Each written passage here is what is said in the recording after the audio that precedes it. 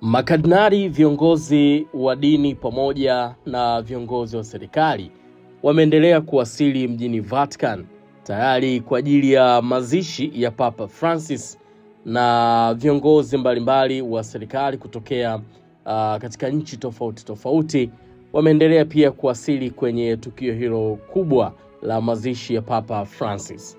Sasa kwa upande wa Tanzania, kutokana na taarifa iliyotolewa na ofisi ya makamu wa rais jana tarehe 24 Aprili, imeeleza ya kwamba makamu wa rais wa Jamhuri ya Muungano wa Tanzania Mheshimiwa Dr. Philip Mpango ameondoka nchini kuelekea Vatican kumwakilisha rais wa Jamhuri ya Muungano wa Tanzania Daktari Samia Suluhu Hassan kwenye mazishi aliyekuwa kiongozi mkuu wa kanisa Katoliki duniani hayati Baba Mtakatifu Francisco. Misa ya mazishi ya Papa Francis inatarajiwa kufanyika tarehe 26 Aprili 2025 mbele ya kanisa kuu la Mtakatifu Petro Vatican, na baadaye kufuatiwa na maziko yatakayofanyika Basilika ya Bikira Maria Major Santa Maria.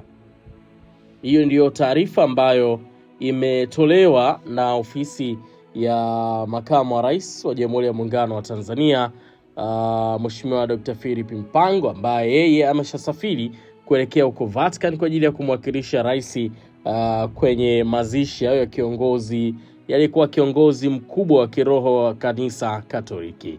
Hizi ni update kuelekea mazishi ya Papa Francisco yanatarajiwa kufanyika siku ya kesho. Shughuli mbalimbali zinaendelea, ikiwa pamoja na ibada mbalimbali zikiwa zinaendelea pale Vatican.